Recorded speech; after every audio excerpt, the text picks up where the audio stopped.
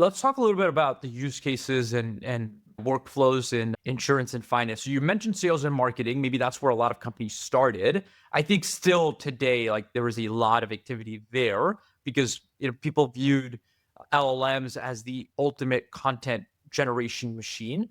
But within finance and insurance, what other use cases, workflows, departments are you seeing more activity in now?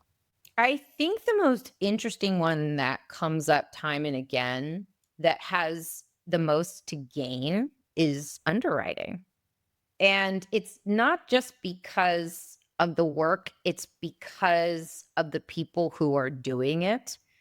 When we went to InsurTech this year, we were so ready to hear about the ROI of AI and the operational gains and kind of the dollars and cents approach to, transforming a function. And what was so interesting was that the biggest concern of all of these insurance leaders, say like top 100, was that they had a graying workforce. Mm. And having a graying workforce doesn't just mean, bodies out, right? It actually means that you have no way of understanding and productizing the knowledge in people's heads and quote binders to be able to not only secure that within your institution, but to also train the next generation. So underwriters are like the sacred cows of these organizations. Mm. Yet we don't really know deeply across an entire function like what makes somebody an exceptional underwriter versus another. We haven't been able to sort of atomize and break down those processes and take away the drudgery and see really what their core zone of excellence is.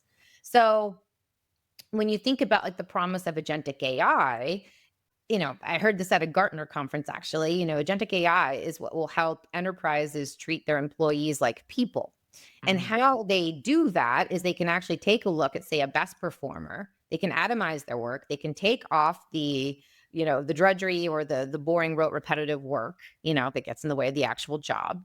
And then they can focus them on the high value, unique work that they want them to do and that they have to do for compliance purposes.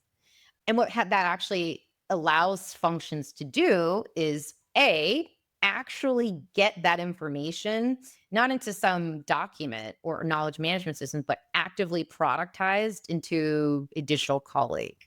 Mhm. And then what that actually allows you to do is basically provide that colleague to the entire team. Yep. Help you hands. And then suddenly you have a function that can be somewhat streamlined for the first time. It's another reason why doctors in hospitals have embraced AI agents in generative AI is because doctors were doing all this admin and busy work. And all of these doctors doctor differently.